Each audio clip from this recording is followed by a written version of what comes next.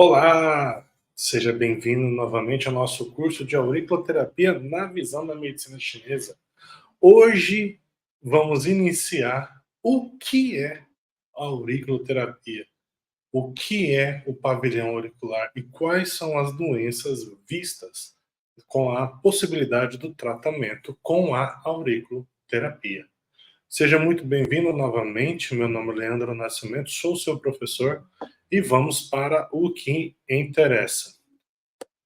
Então, vamos lá.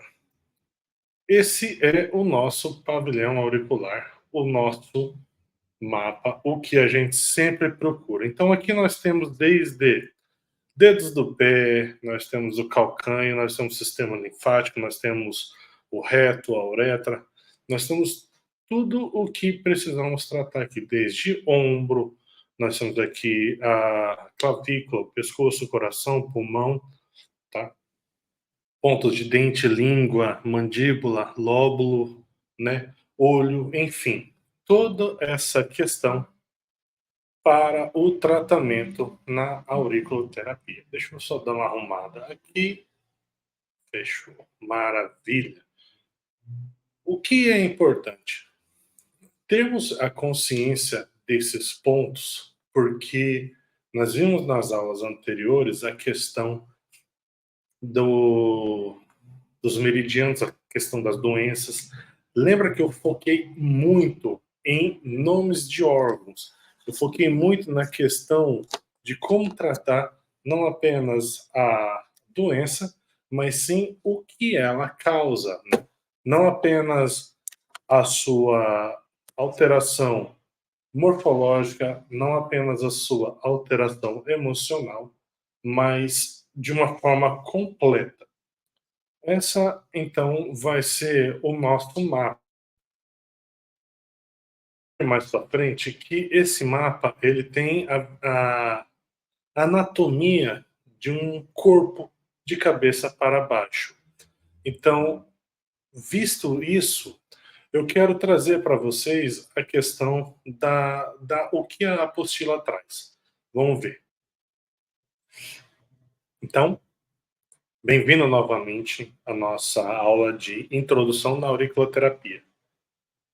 Nas imagens anteriores, eu trouxe para você uma questão mais de como que vai ser o mapa da nossa orelha. Então, acompanhe aqui comigo na apostila o que nós trazemos. É importante conhecermos a história do surgimento da auriculoterapia.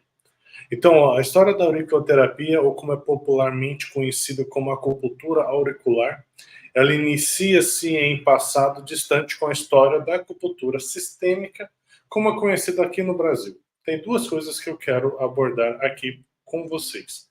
Então, vamos lá. O nome chamado de acupuntura auricular, tá? Por que que se tem esse nome de acupuntura auricular?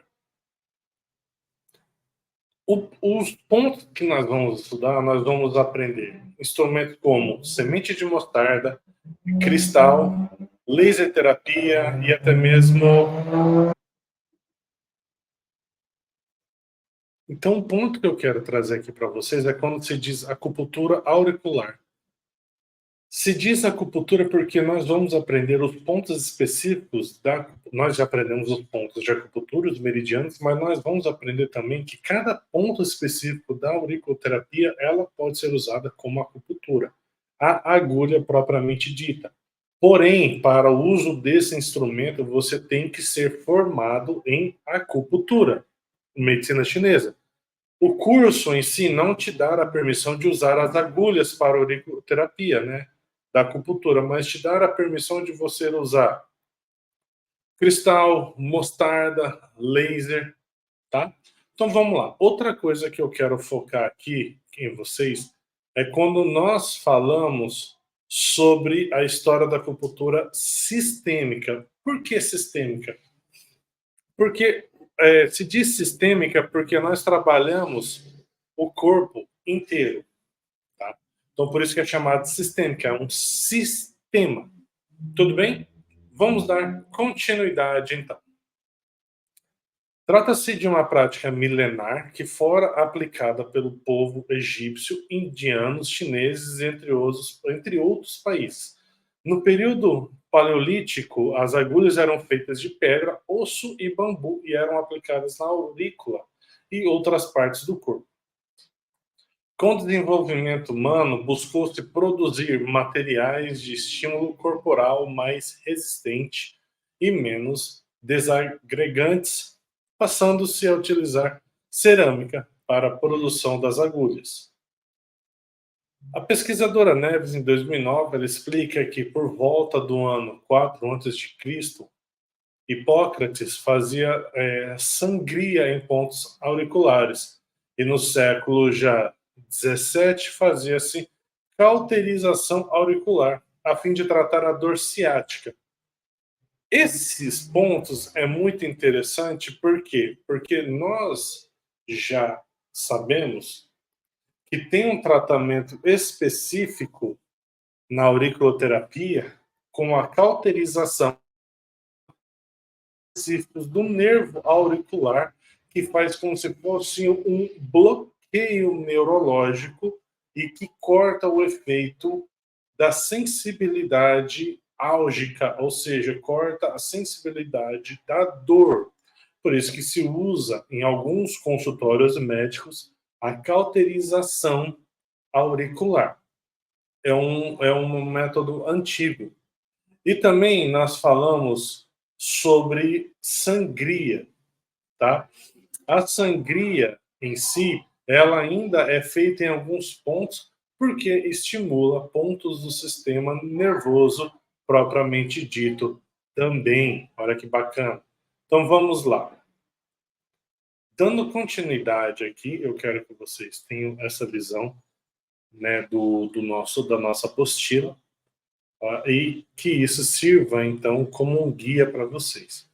Dando continuidade, já no ano de 1951, Dr. Paul Noyer, que vai ser um nome que vocês vão ouvir muito falar, que é o médico que trouxe a auriculoterapia em vista novamente para a população. Quando a gente vê 1951, você fala assim, pô, é uma técnica muito recente, sendo que a medicina chinesa ela já tem cerca de mais ou menos 5.000 anos. Vou te falar assim, não é que ela é uma técnica recente, ela é uma técnica que foi aceita recentemente, tá? Mas ela sempre existiu. Então, a partir desse ano de 51, houve uma compreensão que a orelha pode ser tratada como um microsistema e uma zona reflexa. Noguer foi quem, de fato, sugeriu, usando esses estudos, que a orelha representaria um feto de cabeça para baixo. Aí, olha essa imagem. Eu vou repetir ela novamente no curso mais para frente, mas eu quero que você tenha essa visão. Então, olha que maravilha essa imagem. Por isso que eu falo, a medicina chinesa, a medicina alternativa, ela é encantadora. Como se diz em inglês, ela é mind-blowing. Então, olha isso. Preste atenção aqui comigo. O feto, ele está de cabeça para baixo. Eu vou repetir isso em outros vídeos, mas olha que interessante. Então, se eu tenho ciência que a parte de baixo é a cabeça, língua, olho, né, boca, a parte, né, de cima do lóbulo auricular, eu estou falando dos meus membros inferiores. E a parte externa, eu estou seguindo como se fosse a coluna do meu paciente. Tendo isso em vista, vamos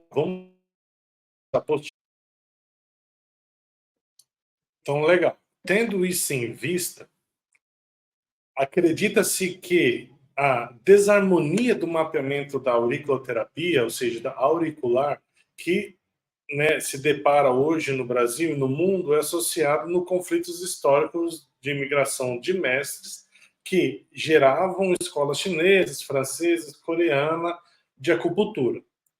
Quando nós falamos disso, desarmonia, nós temos que compreender o seguinte: vai ter mapa coreano, vai ter mapa chinês, vai ter mapa japonês da auriculoterapia. professor, certos pontos estão fora da lógica do chinês, do coreano, do japonês. Não, é muito complicado eu te apresentar aqui agora. Uma imagem fala japonês, outra imagem fala chinês, outra imagem fala coreano.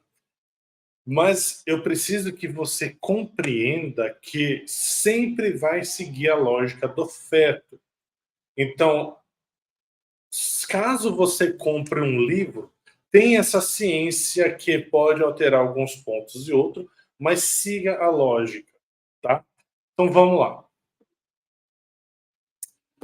Junto a tudo isso, ainda a informalidade em que a acupuntura foi por muitos anos ensinada de mestre para aluno, beleza. Muitas vezes era só experiência clínica que justificava, né, fazer de uma maneira ou de outra. Isso nos diz como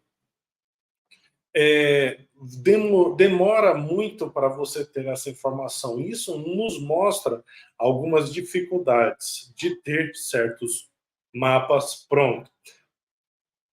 Aquela frase que a gente sempre diz, não importa quantas pessoas fazem a mesma receita do bolo, sempre vai ter diferença, segue essa lógica. Tá? Então, aqui eu vou introduzir para você a questão do mapeamento, mas não decore mapas dessa forma. Entenda a anatomia do nosso paciente. Tudo bem? De forma curiosa, eu trouxe alguns anos aqui, né, uma linha do tempo de como que foi feita a evolução das escolas da auriculoterapia, da medicina chinesa, da acupuntura, tanto no Brasil. Essa curiosidade eu gostaria que você lesse, porque eu vou focar daqui para frente agora os tratamentos. Beleza? Muito obrigado. Me despeço nessa aula. Até a próxima. Valeu!